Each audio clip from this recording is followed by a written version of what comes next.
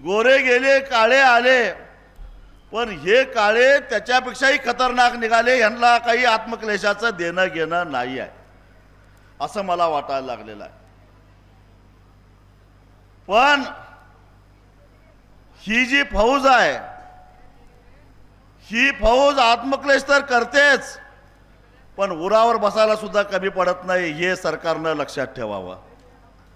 आणि एकदा जर का आम्ही नरटीचा ठाव घेतला तर पळता बोई थोडी होईल. मला वाटतं की आज 5वा दिवस, कुठल्या तरी रेती माफियाच्या वाढदिवसाला सुद्धा हेलिकॉप्टर घेऊन येणाऱ्या पालकमंत्र्यांना इथं यावं असं वाटलं नाही. असं दिसते, लाज वाटली पाहिजे त्यांना. ते जर काम बदलीचं असतं तर लगेच आले असते, पण इथं महाराष्ट्राच्या कानाकोपऱ्यातून लोक येत आहेत. महाराष्ट्राच्या दुसऱ्या टोकातून मी आलेलो आहे, पण या जिल्ह्याच्या पालकमंत्र्यांना कधी काळी आपल्या बरोबर असणारा, आपल्या मंत्रिमंडळामध्ये सहकारी असणारा, गेली 20-25 वर्ष विधानसभेमध्ये सहकारी असणारा आपला एक जीवाभावाचा मित्र उपोषणाला बसतोय. आणि तो मला कुठला तरी वाळूचा ठेका द्या, दुसरा काहीतरी ठेका द्या, अमक्याची बदली करा, तमक्याची बदली करा म्हणून मागणी घेऊन बसलेला नाही. तर तुम्हीच या शेतकऱ्यांना फसवून त्यांची जी मतं घेतलीत, 7-12 कोरा करण्याचं आश्वासन देऊन त्यांची मतं घेतली, तो शब्द पाळा हे सांगण्यासाठी आमचे बच्चूभाऊ उपोषणाला बसलेले आहेत. काय जगा वेगळी ती मागणी केलेली नाही, काही अशक्य असं काही त्यांनी मागितलेलं नाही. जे अशक्य आहे ते करायचा तुम्ही प्रयत्न करताय, परंतु जे शक्य आहे ते करण्याची तुमची नियत नाही. आणि म्हणून या सरकारला आता सामान्य माणसाची ताकद काय असते हे दाखवून देण्याची वेळ आली आहे असं मला वाटतं. काय आश्वासन दिलं होतं त्यांनी? महायुतीचा जाहीरनामा काढून बघा. तसं तर शेतकऱ्याचं कर्ज संपवायचं आश्वासन महायुतीनं आणि महाविकास आघाडीनं दोघांनीही दिलेला होता. महाविकासनं 3 लाखापर्यंतची कर्ज आम्ही संपवून टाकू अशा प्रकारचं जाहीरनाम्यातून आश्वासन दिलं होतं. हे त्याच्या पुढे गेले. इथंच मला वाटतं की मूर्तिजापूरला देवेंद्र फडणवीस म्हणाले 3 लाख कशाला, जेवढं 7-बाऱ्यावर कर्ज असेल ते 7-बारा आम्ही कोरा करू, कोरा कोरा कोरा असं 3 वेळा म्हणाले का नाही?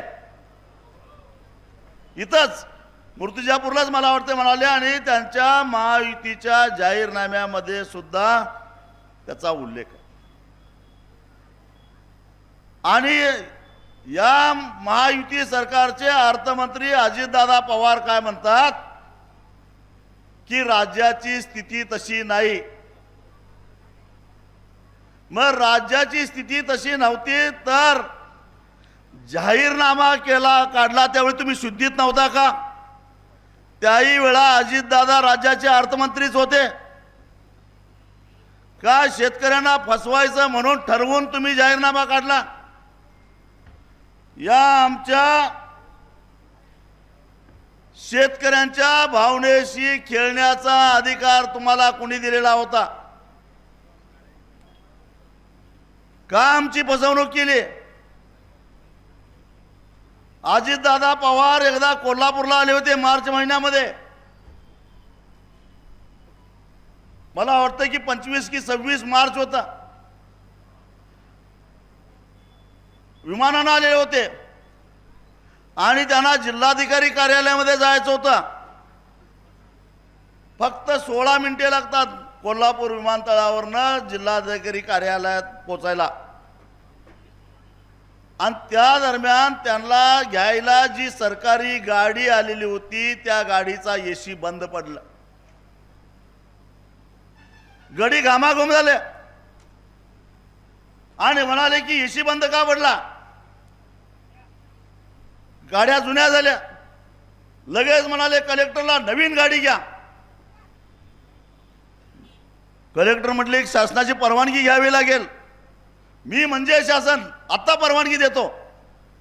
म्हणजे या माणसाला 15 मिनिटं गाडीचा एसी बंद पडल्यानंतर कासावीस झाल्यासारखं झालं. काही मरत नव्हता, पण लगेच नव्या गाड्या घ्यायचा आदेश दिला. अरे या महाराष्ट्रातल्या शेतकऱ्यांना तुम्ही फसवलेलं आहे, आश्वासन दिलेलं आहे. काय आश्वासन दिलेलं आहे, तर तुमचा 7-12 कोरा करतो. शेतकरी काय फुकटा नाही. आज दररोज 8 शेतकरी आत्महत्या करतायत. 8 शेतकऱ्यांच्या आत्महत्या होत आहेत दररोज, तरी यांना पाजर फुटत नाही. आम्ही काही जगावेगळी मागणी करत नाही. बर शेतकऱ्यांच्या आत्महत्या का होत आहेत, याचं कारण यांच्याच केंद्र सरकारनं. एक तुम्हाला उदाहरण देतो सोयाबीनचं. सोयाबीनला यांनी हमीभाव दिलेला होता गेल्या वर्षी 8,292 4,892 रुपये हमीभाव होता.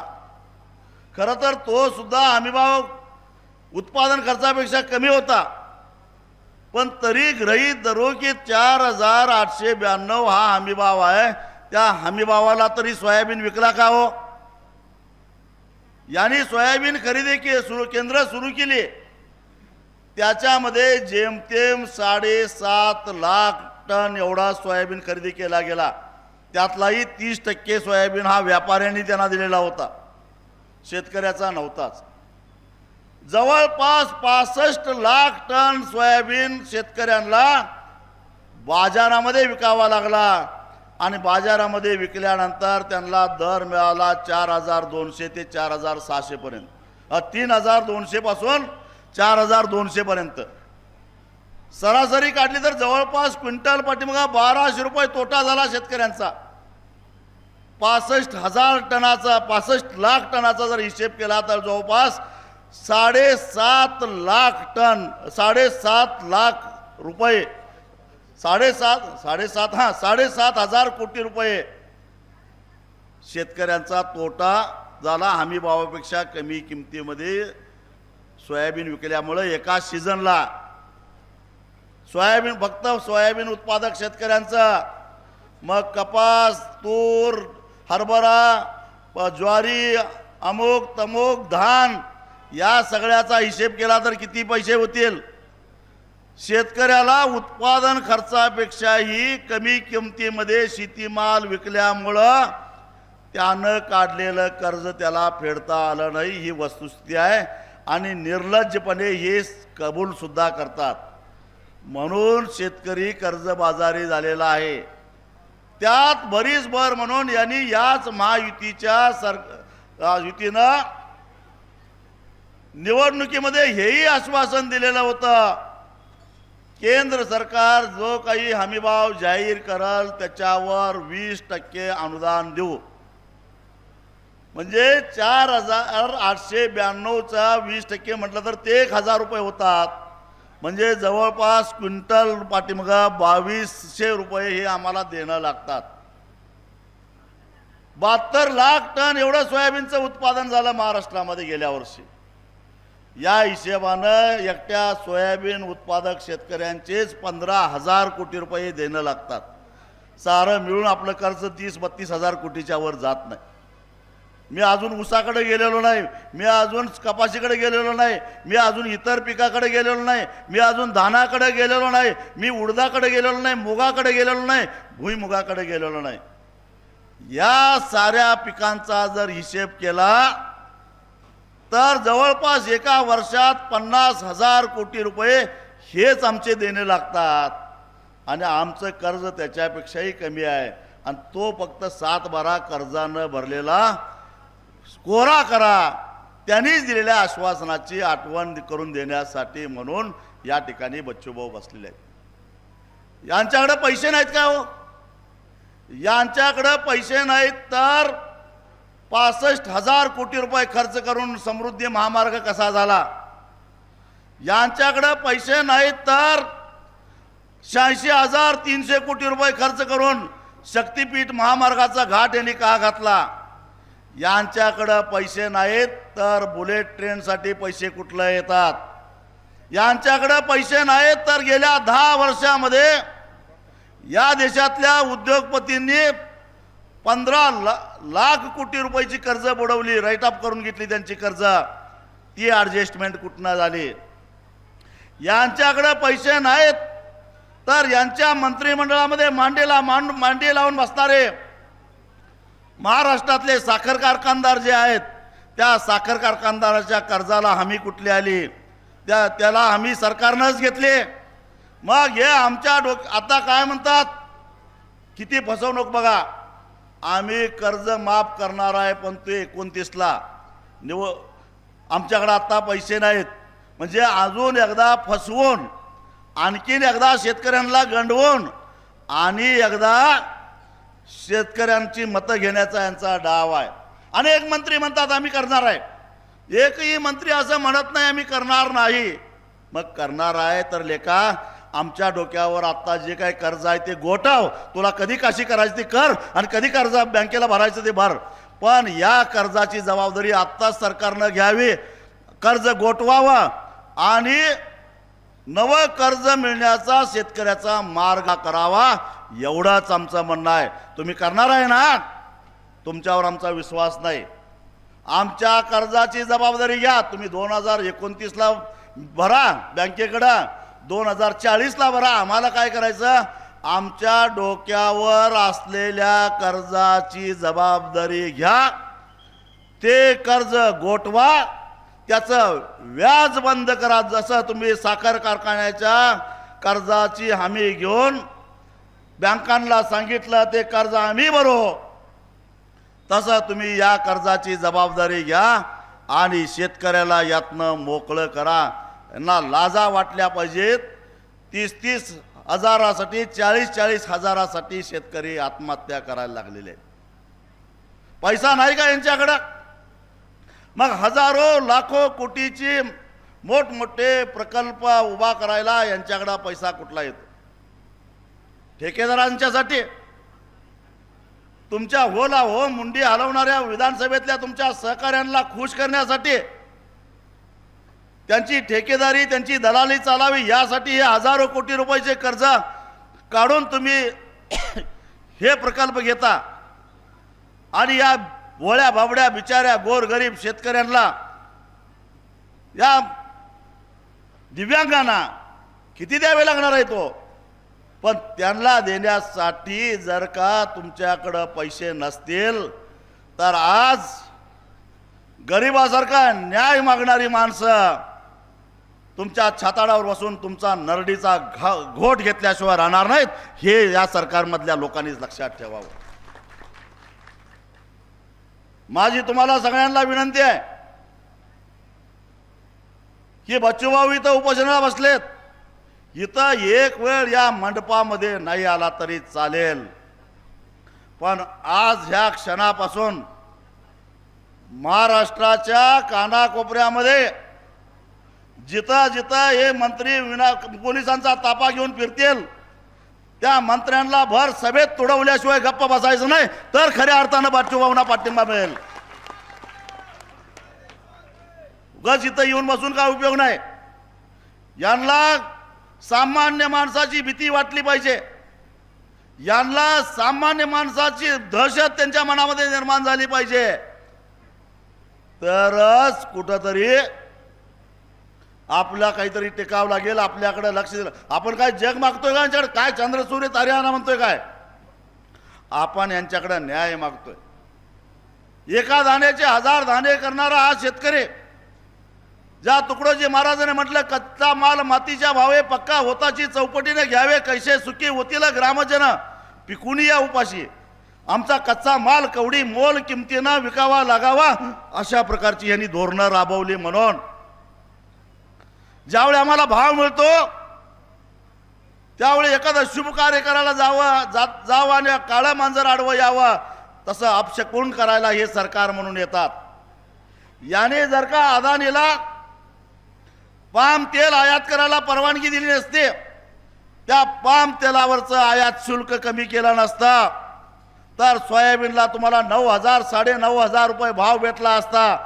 सरकारनं आमचा सोयाबीन खरेदी करावा असे भीक मागायची आमच्यावर वेळ आली नसती। या सरकारनं बाहेरच्या देशातून मका आयात केला नसता तर आमच्या मक्याला चांगला भाव मिळाला असता। या सरकारनं बाहेरच्या देशातून कापूस आयात केला नसता तर आमच्या कापसाला 1200-1500 रुपयापेक्षा जास्त भाव मिळाला असता। आमच्या शेतीमालाला भाव न मिळण्या पाठीमाग सरकारचं धोरण आहे आणि हे शरद जोशी नेहमी सांगत होते। सरकार बदलली, आघाड्या बदलल्या, पण वृत्ती बदलली नाही। लक्षात ठेवा, वृत्ती तीच राहिली। इथं असताना विरोधात असताना शेतकऱ्यांची बाजू घ्यायची, शेतकऱ्यांच्या बाजूने बोलायचं आणि सत्तेत गेल्यानंतर शेतकऱ्याला विसरायचं। ही जी प्रवृत्ती आहे त्या प्रवृत्तीमुळे खऱ्या अर्थानं शेतकऱ्यांचा घात झालेला आहे। आणि म्हणून 1200 म्हटलं मी कापसाला 12,000 रुपयाच्या वर भाव मिळाला असता, चुकून 1200 बोललो तर। म्हणून सरकारच्या धोरणामुळं उत्पादन खर्चापेक्षा कमी किमतीमध्ये आम्हाला आमचा शेतीमाल विकावा लागला। म्हणून त्याची जबाबदारी घेऊन सरकारने या कर्जाची जबाबदारी घ्यावी आणि याला आम्हाला मोकळं करावं। एवढी साधी सोपी गोष्ट आहे। त्यांना काय वाटतं, शेतकऱ्याचं कर्ज जातंय कुठं? मॉर्गेज आहे, लिलावात काढू। उद्योगपतींना कर्ज देताना त्यांचं काय मॉर्गेज घेतलं?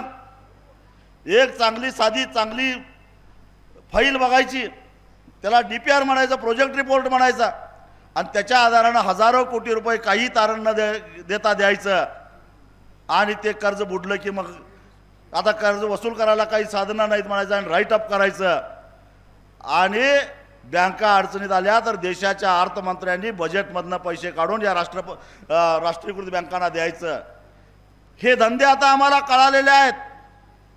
त्यामुळं शेतकऱ्यांच्या कर्जाची जबाबदारी घेतल्याशिवाय या सरकारला आता सुटका नाही। बंद करा ते बुलेट ट्रेन, बंद करा ते शक्तीपीठ, बंद करा ते हजारो कोटी रुपयाची कर्ज योजना। पहिल्यांदा या देशातला शेतकरी जगवा आणि शेतकरी जगला नाही तर तुम्ही उपाशी मराल एवढी ताकद या शेतकऱ्यामध्ये सुद्धा आहे। लक्षात ठेवा, जर शेतकऱ्यांना ठरवलं नाही, शरद जोशी म्हणायचे शेतकऱ्यांना केला नाही पेरा तर खायला काय धत्तुरा। एक लक्षात ठेवा, या 140 कोटी जनतेला जगवायचं काम हा इमानदारीनं काम शेतामध्ये काम करणारा शेतकरी करतोय। त्याला हलक्यात घेऊ नका, त्याला सोप्यात घेऊ नका, त्याची जबार किंमत तुम्हाला चुकती करावी लागेल। एवढंच सरकारला माझा इशारा द्यायचा आहे। मला आता बच्चूभाऊंनी सांगितलं आता काहीतरी VC मार्फत VCवरून ऑनलाईन मीटिंग काहीतरी घेणार आहेत असं कळालं।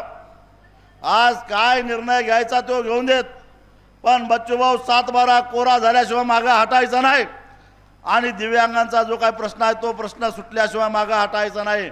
बघू कसं करत नाहीत। मी सरकारला 1च दिवसाची मुदत देतो। मी तुम्हाला सगळ्यांना विनंती करतो, महाराष्ट्राच्या कानाकोपऱ्यातून आलेलात, आता मी इथून गेल्यानंतर तेच उद्योग करणार आहे। जर या सरकारनं आजच्या मीटिंगमध्ये काही झालं नाही, उद्या दिवसभरामध्ये सरकार काही निर्णय घेतला नाही तर मी तुम्हाला सगळ्यांना विनंती करतो, कारण सगळे येऊन इथं पाठिंबा देऊन गेलेले आहेत। मला वाटतं जारंगे पाटील येऊन गेलेले आहेत, सगळेच येऊन गेलेले आहेत आणि अजूनही काही लोक येणार आहेत। आपण सगळ्यांनी मिळून बच्चूभाऊंचं उपोषण अजून किती दिवस हो, जीव पणाला लावलेला आहे। अजून 2 ते 3 दिवसाच्या वर त्यांची शरीर साथ दिला असं वाटत नाही। अशा परिस्थितीमध्ये आपल्याला काहीतरी निर्णायक भूमिका घ्यावी लागेल आणि म्हणून सरकारला मी एवढंच सांगतो, जर आजच्या बैठकीमध्ये काही झालं नाही उद्या दिवसभरामध्ये काही तुम्ही निर्णय घेतला नाही तर परवाच्या दिवशी म्हणजे शनिवारी या महाराष्ट्रातल्या रस्त्यावरनं एक चिटपाखरू सुद्धा फिरून देणार नाही, एवढाच तुम्हाला इशारा देतो. एकदा होऊनच जाऊन दे रणसंग्राम, एकदा होऊनच जाऊन दे लढाई, आर पारची लढाई होऊन दे, बघूया काय होतंय. आम्ही मागे हटतोय का ते मागे हटतात बघूया, पण आता ही आर पारची लढाई आहे, मागे हटायचं नाही, एवढंच सांगतो आणि इथंच थांबतो. धन्यवाद.